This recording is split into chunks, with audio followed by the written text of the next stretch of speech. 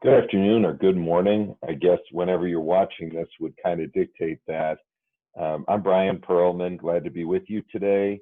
And this is Self-Care Does Not Make You Selfish. Uh, I'm going to make myself disappear here and I'll join you back at the end.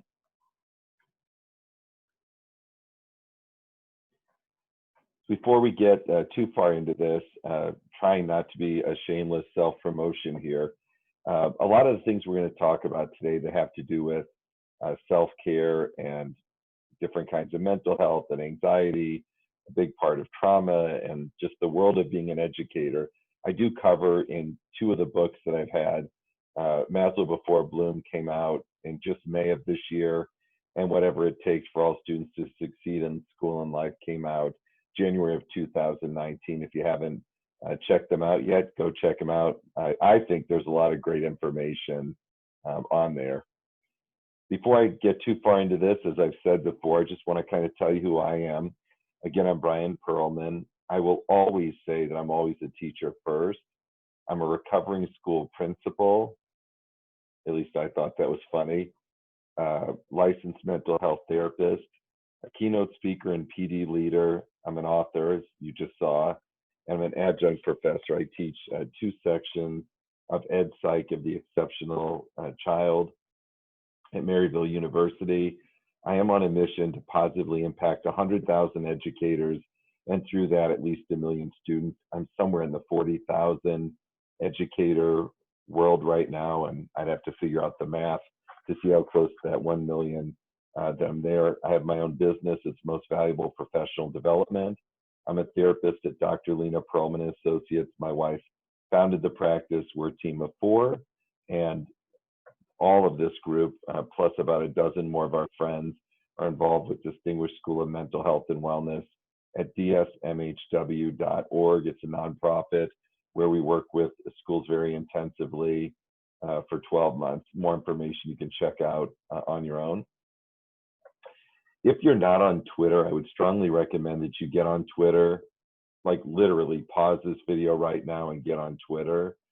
You can find me at Dr. P_principal, DRP_principal.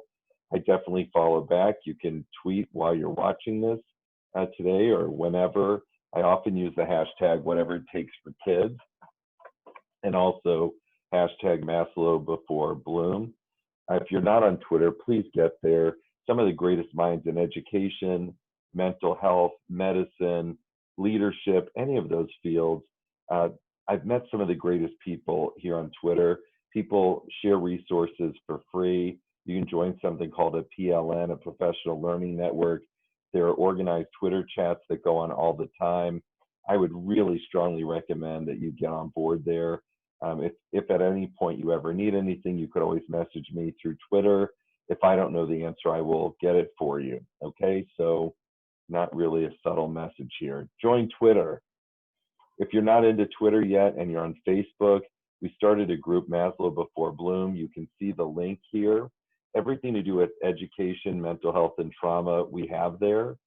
There are teachers and there are principals and superintendents and doctors and psychiatrists and therapists and nurses and social workers and counselors and anyone else you could think of are part of that group. We just started in September, and I think there's close to 4,000 people there. Again, people exchange ideas, can be there to help answer questions. It is a private group, so you can share things there and get answers to things that you're dealing with, even if it has to do with self-care or feeling like you're selfish for wanting to have self-care. If you don't learn everything and more that you want to hear from me, there are others who will reinforce that same message for you.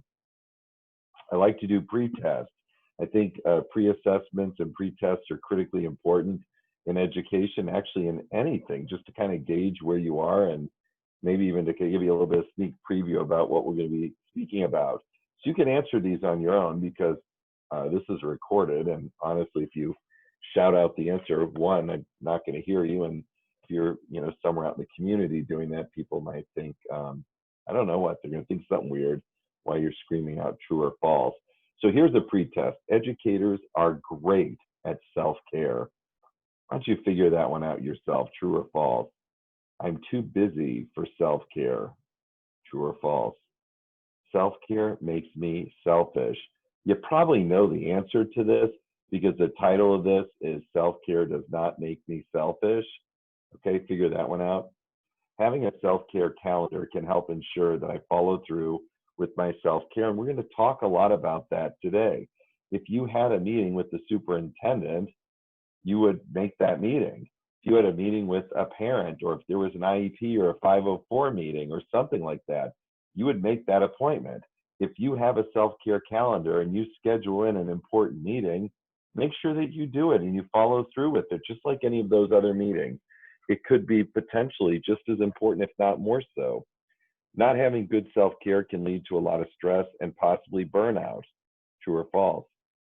Jobs in education are classified as low stress. True or false? Self-care can be much more successful when you have an accountability buddy. True or false? You can accomplish positive self-care in as little as 10 minutes per day. True or false? Self-care can't be done during the school day, can it? True or false? Keeping the attention of educators in the summer during a pandemic is super easy. You be the judge of that, true or false. So there's some really good questions up here. Whatever your role is in education, share this with your colleagues. Have them answer these questions. Maybe, if you're an administrator, have this as one of your back to school trainings, or share this out with your staff. If you're a teacher, share it with your colleagues. If you're any of these positions or any field, share this out. Well, we talked about stressful or not stressful jobs. It's so interesting. I just did some research. I just re-upped this or tweaked this and made it new and shiny and all that stuff. And on here, I just did a search of the top 10 most stressful jobs. And I was a teacher, so that's number 10. And then after my education career, I went back to get my social work degree, my master's in social work, and became a licensed therapist. And that's number 9. So of all the hundreds of jobs out there in the world, 2 education-related positions are in the top 10. Maybe there's a reason why we're doing self-care does not make you selfish. Maybe that's a reason we're ranked there, because we're not great at self-care. So there's others you can look. I think I saw another one from a few years ago that had a teacher in the top 5. So stressful job there. Self-care. Maslow Before Bloom applies to the grown-ups too. Educators are superheroes and warriors and gladiators. We are also human. We have feelings, we get tired, we get stressed, and sometimes we get overwhelmed and beaten down. We have to take care of the adults so they can take care of the kids. We have to make self-care a priority every day. Maslow Before Bloom. Those basic human needs before academics or before anything else. This does apply to the grown-ups in the building as well. There's myths, and there's so many more. I borrowed this from mymindoasis.com. I really don't know what that is, but I borrowed it, and the web address is on the bottom there. But here are just some myths about self-care. Self-care is an indulgence. Self-care is selfish. Self-care is a one-time experience. Self-care is time-consuming. Well, you can read what they say here, and you're going to hear what my thoughts are during this training here. Self-care has got to be a priority. I worked with a school district just this past week. It's my first in-person that I've done since the pandemic, since mid-March, when we kind of shut things down a bit. And somebody brought up, we're all responsible for our professional development goals as administrators, and each teacher has to. Why can't our own professional development goal, or at least on that list of 2 or 3 things, a goal for us, be self-care? Let's hold people accountable and hold ourselves accountable. If you're in a leadership or supervisory or administrative role, we've got to model that too, okay? I remember when I was first a teacher, it was almost like having a pissing contest. Who got in the earliest? Who stayed the longest? Who spent the most time in school in the weekend? Who emailed at 2 in the morning? And then as administration, as a principal, it was even worse. Like, people were saying how, oh, look how much I did. That's a really dumb pissing contest. to see how many hours we put in or how stressed out or how little sleep we required. That's not something that you can maintain for the long term. Forget about just teachers and therapists and supervisors and principals and all that. That's a terrible model for any of us. That's a great recipe for quantitatively showing how many hours you're putting in. And if you're not adding in the self-care, and if you're not having that me time and taking care of yourself, there's only so long you'll be able to keep up that pace. Okay, you're not going to be very much value to anybody. And I know quite a few people, not that much older than me, that have had heart attacks, even some who've passed away, and their stress levels through the roof. And they're not doing the self-care. And they're all just putting as much time in they can into, this pissing contest. I don't know anybody on their deathbed or in the hospital who said, darn it, I wish I just had spent more time at the office. I know that our jobs are important. And anybody who works with kids and teens and are in the little people development business, that don't care, of course you care about them. Of course you want to give the best and you want to make these experiences amazing. You want to see kids grow to their greatest potential. Of course we want to do that, but that cannot be at your own detriment, right? It cannot be. Yeah, you should work hard. Yeah, you should give it your all, but you've got to factor in time for yourself and your own self-care, or this just isn't going to work. Life is like an airplane. You have to put your own oxygen mask on first. I've shared a story. I won't go into the entire story now. When I was flying, I think I was flying to Los Angeles, the flight attendant was really not very friendly to me. And again, if you ever attend one of my trainings, you hear the full story. But after this person who was completely nasty to me, when I kind of said, like, what gives? Like why are you acting this way to me? The person, had noticed that I was reading an education book, a teacher book, and had mentioned that her sister was an educator and was doing a really poor job of self-care. In fact, her coping skills that she were using was like that 3 glasses of wine every night, and actually became a point where, was an alcoholic and had to go to rehab, and just things were not going well. And this flight attendant was saying, please go out, please share with your colleagues that self-care does not make you selfish. Okay, just don't do it.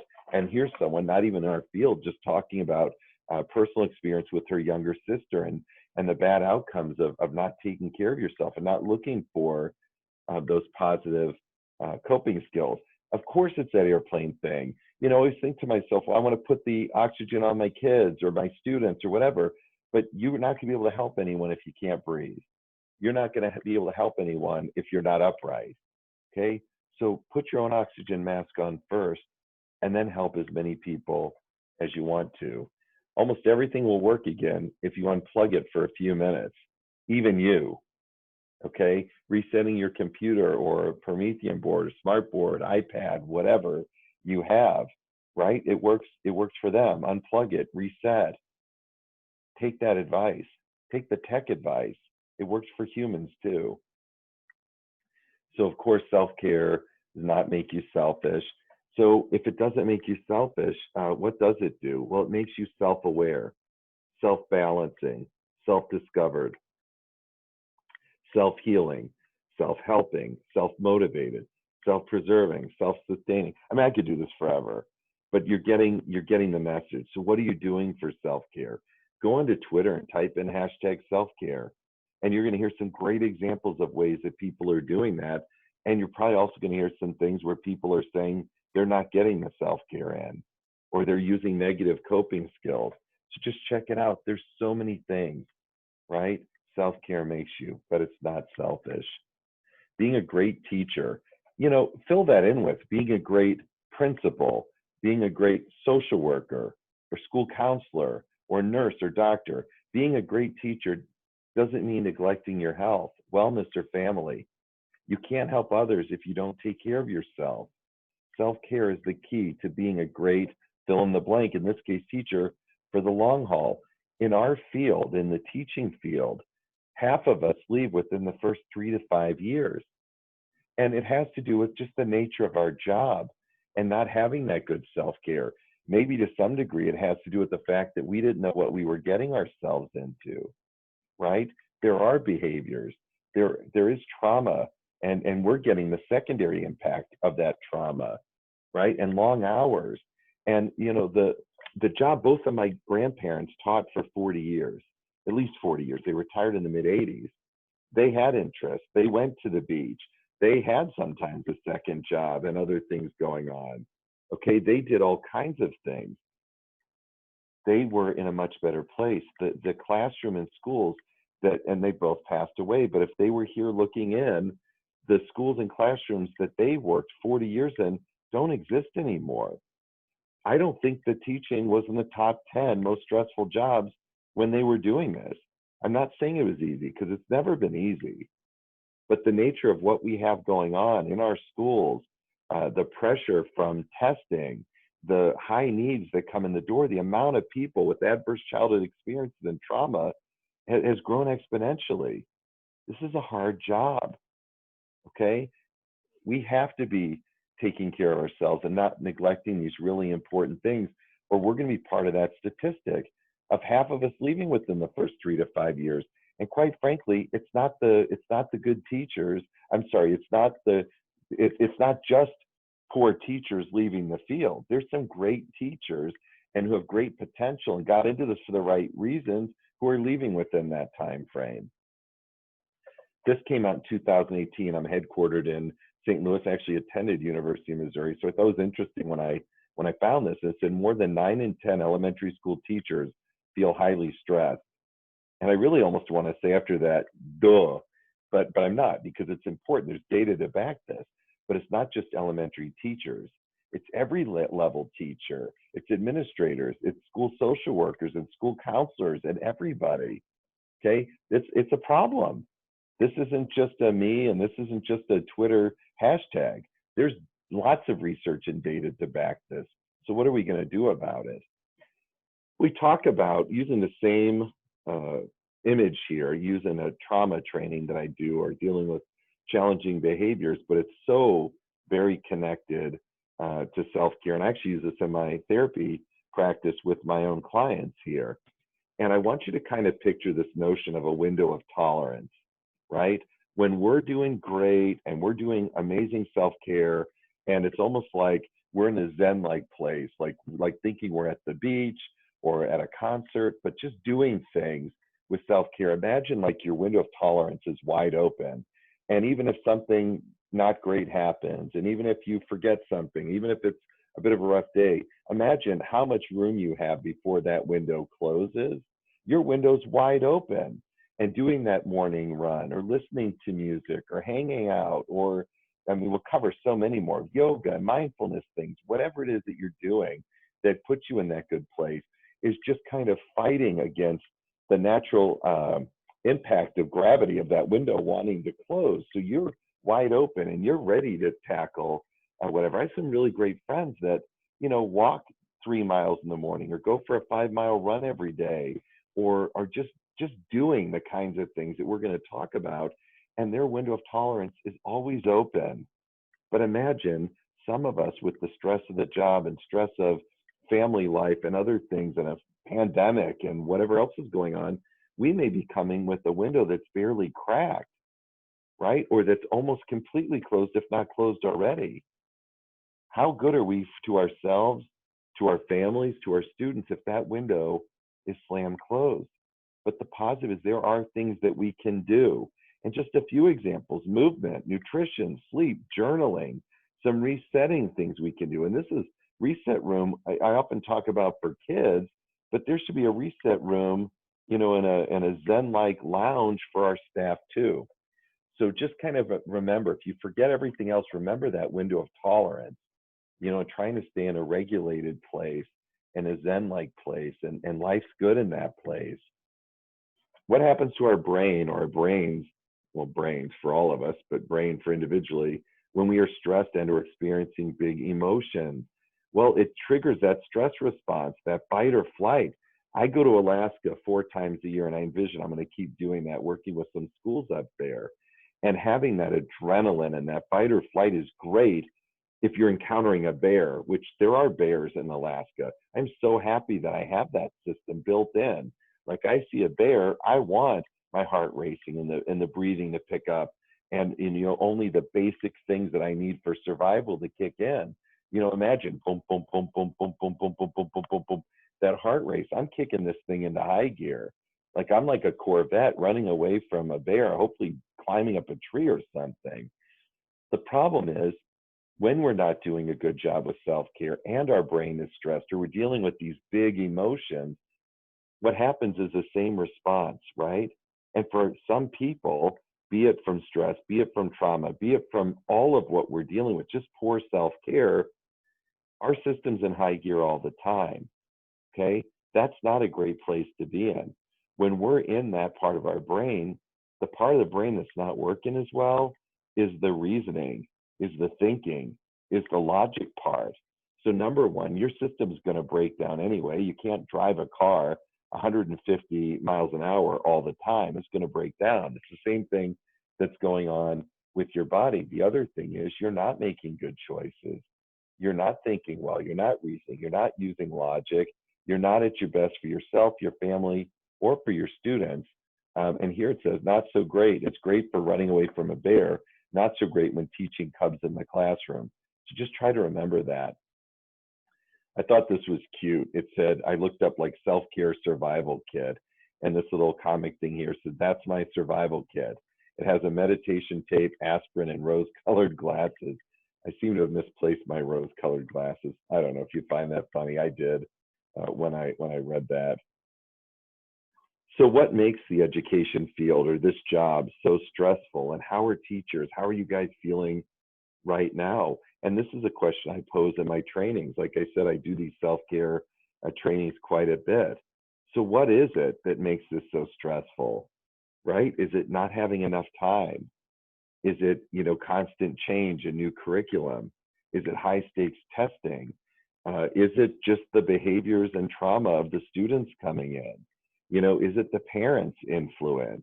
Is it just the nature of dealing with the board and leadership and, wanting good achievement? I mean, I totally understand that. For so many schools, like data for schools and districts are published in the newspaper. Well, does anyone know what a newspaper is anymore? Published online. I mean, do we want to be a bottom tier school, right? How does that go for us? With the pressure of just achieving and helping kids make at least that year's worth of growth every year, that's becoming increasingly challenging. What else makes it stressful? I don't know, planning for teaching online because of a pandemic, thinking about the uncertainty of the future. Like, what's this going to look like when we get back? I posted a question this morning, what plans have been put in place for next year? Actually, it was yesterday. This morning, I put in, are you having budget cuts and where are they cutting that from? Right? For so many schools and districts, there's not a lot of fat. You start cutting that's like programs, that's services, that's people. So what makes the education field, this job, so stressful? I just spent like 30 seconds and gave you a bunch of things to think about, right? There's some things that make this job stressful. How are teachers feeling right now? Look at some of these teachers in these pictures. I know some of them are dated because I don't know, does anyone really have a chalkboard in their school anymore? I don't know if you do. I'm sorry. I'll help donate to get you help raise some money for a whiteboard or something. But it's a stressful job, and a lot of times that's driven by the fact that we care. We care about the product. We're not making widgets here. We're dealing with living and breathing kids and teenagers. How do you deal with a particularly stressful day? Like, what do you do after school? This picture on the left is kind of cute. I'm a little stressed right now. Just turn around and leave quietly and no one gets hurt. I could name 8 teachers that I worked with that looked just like that and had that same look when they were highly stressed. But I can't answer this for you. But I can tell you that there are some people who deal with this with some awesome self-care strategies that are using exercise or hanging with their family or cooking or reading or journaling or listening to music. I also know that there's some people that have that 3 glass of wine night and it becomes 4 glasses, 5 glasses, it becomes more and more nights during the week. Okay, just food for thought. And thinking about it, maybe going back, when you have a group of teachers back together, asking what are their coping skills, we're not judging, and then let's kind of create a positive versus negative list and see where those fall in. right? I mean, everybody does what they have to do. I know I've been guilty of it, you know, whether deliberately because of stress or lack of time or lack of time to prepare. I mean, there were many a days where I had food delivery to my school, and oftentimes probably not the healthiest. Not a lot of greens in there, not a lot of fresh in there, probably a lot of deep fried stuff, which may not be the best thing for us either. So this is a challenge for us to kind of figure out how we can infuse more of the positive coping skills, the better self-care strategies. I'm not going to do this with you now, but maybe getting back with your colleagues, post this, talk together, define what self-care is. Okay, do that. Take a moment to do that. When I work with groups together, and I'm not going to give away all the secret sauce here, and probably be foolish for doing that, but I'll share this. It's a great activity, whether you do it on your own or whether you book me and have me do a virtual deal of this or have me come in person, which, assuming it's safe to do so, I have between the end of July and the middle of September, I think I have like 25 trainings booked already. I'm planning to go there with my mask and everything else. Okay, that felt a lot like a commercial again. It was unintended. But here's some things to do. Get your groups together, and each group needs to select one of the following categories: music, art, movement and fitness, nature and outdoors, writing, anything to do with our senses, relaxation, self-improvement, humor and laughter, and reflecting. So each group would pick one of those broad topics, and then each group has to decide on a self-care activity that's related to the topic that they selected. So each group has 45 minutes to research. I mean, it could be 30 minutes if you have to research and plan a self-care activity the person can do in about 10 to 15 minutes. And then each group presents this to the whole group. And it's been things like even just using an app and showing how easy that is to do an app. Others have done a plan for getting fitness within their own property or in their own building, or even heading somewhere to get a diet soft drink, which is like a mile round trip walk, which I would advocate strongly for because that's one of my self-care things. But just even thinking about that, even thinking about, you know, buddying up in school, having that accountability buddy, or getting a group together right before school starts or right after school. My buddy Denny and I, who taught together, taught fifth grade together, would stay and shoot buckets every day after school. And I think it just started as we don't want to get stuck in traffic, and we're get stuck in traffic and be miserable, and kind of liked each other, and both really weren't that great at basketball, and kind of became a thing where we just stayed every day and did that, moved around, smiled, laughed, told jokes, talked about the day. You know, by the time I got in the car, it was totally chill. So just again, this is a really great activity. There's another thing that you can do beyond this and beyond having a professional development goal, maybe setting time during a staff meeting during the year to model some of these. Maybe having groups decide like their own professional development for the year, where they do a book study and planning, and maybe one group covers something like trauma or challenging behaviors or achievement. Maybe one group comes up with the goal of doing self-care and doing some real research, and maybe helping to put together a Google Drive or something where they're just a whole bunch of easy to implement self-care strategies, and someone puts in a calendar and an accountability buddy, and maybe you even have a contest with this. I'm telling you, every minute you spend coming up with this plan and getting it ready for implementation will pay back in such great dividends. Pardon me, it really is worth it. So when we're done with this, kind of asking the questions like, how will you use this with your staff or colleagues?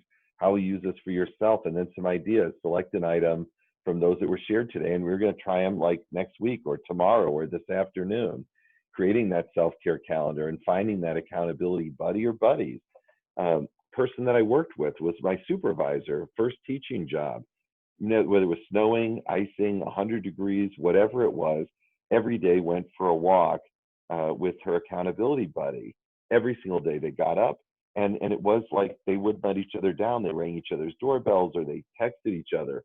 No excuses. They did it I think they did every single school day. And it just became part of what they did, just like getting up and eating breakfast or taking a shower, doing your hair, which is funny because I'm completely bald. but just made it a part of what you do.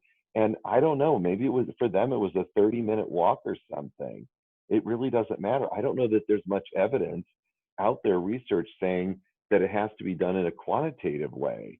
Like 10 minutes is not as good as 12 or 14 or optimal is 8. I mean, I don't think there's any evidence. You just want to do this and have this become a habit or routine, just something that you're doing.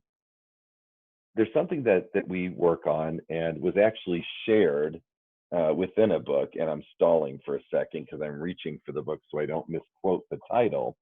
And it is actually included in the CBT Toolbox for Children and Adolescents by Lisa Weed Pfeiffer et al. There's others involved in this, and it's a great cognitive behavioral therapy tool.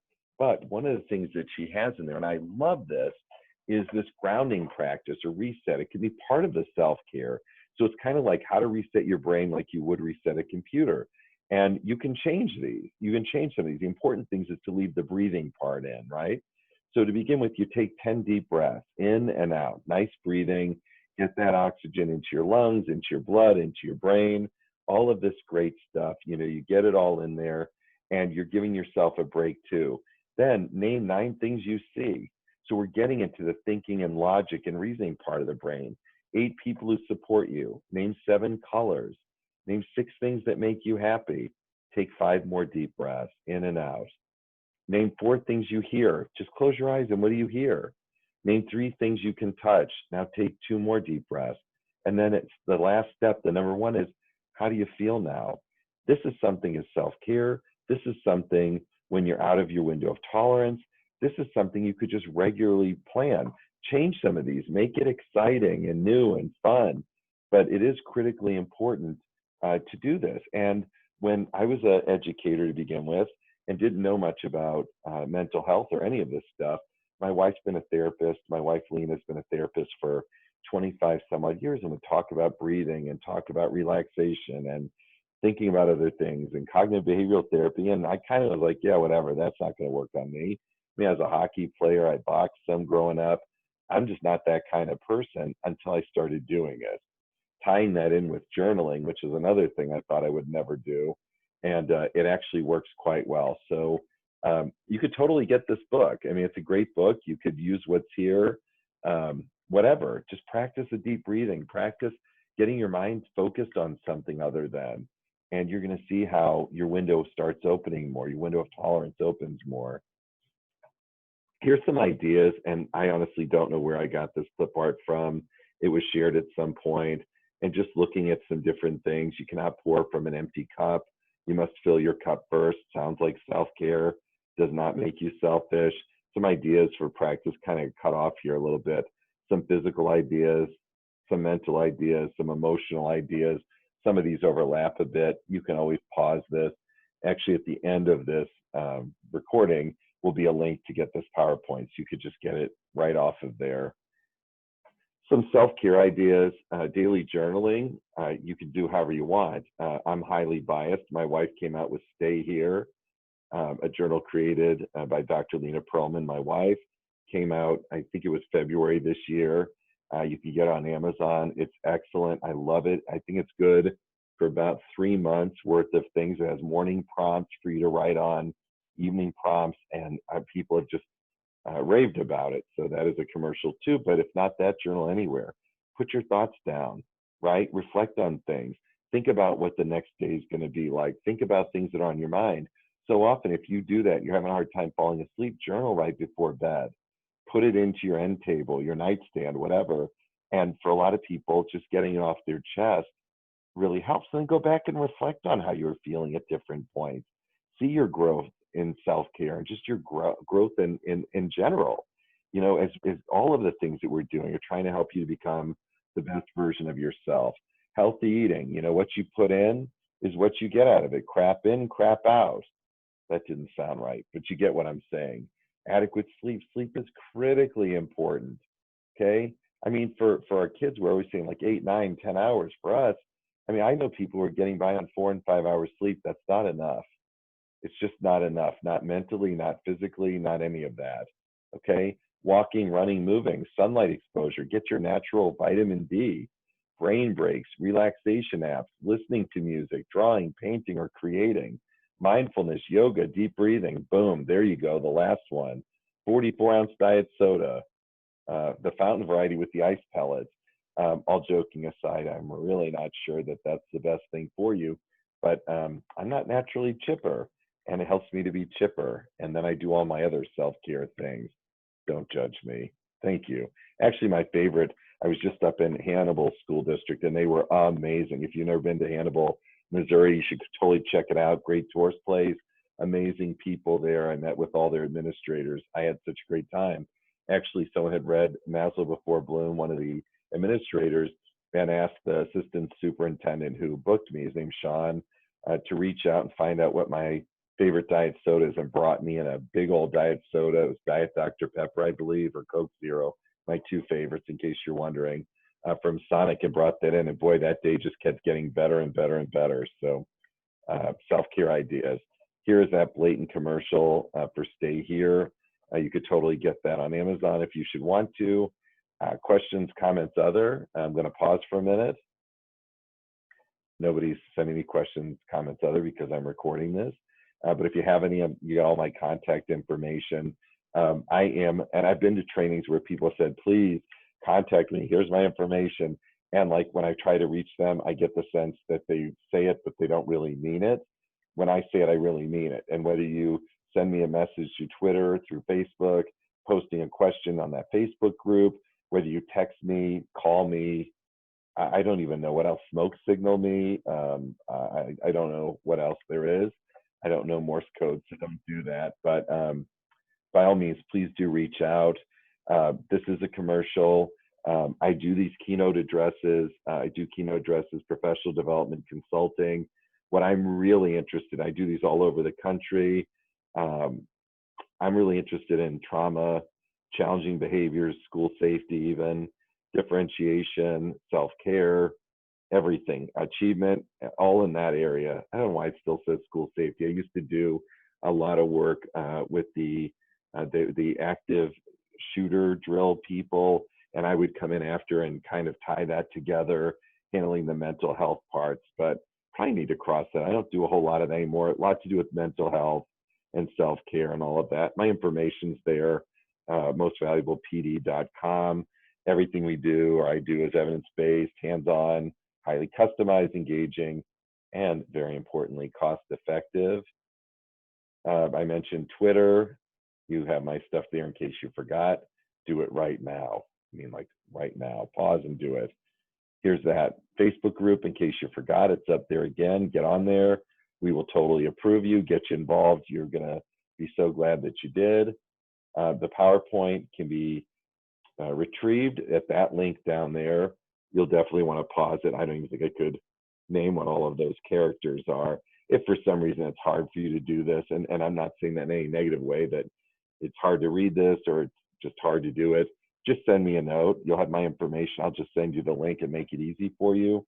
I am glad to. Last time I did one of these, I got 87 requests for the links, and I send 87 links to them, and I'm glad to do it.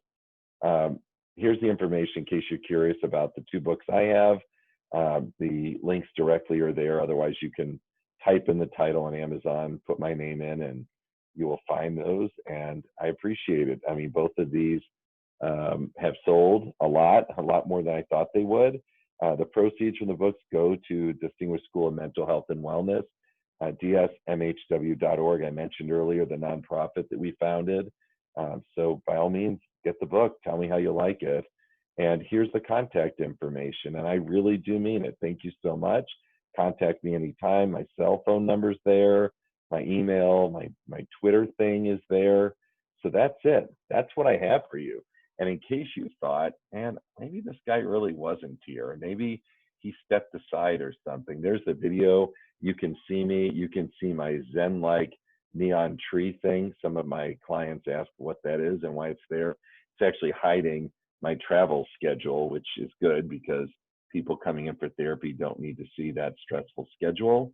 I do because I need to see it. I'm a visual learner. So that's all I have for you today. I'm so glad that you joined. Please feel free to spread the word to anybody. And again, please reach out. Anything and everything I can do to help. I am so committed in this space. It's so important.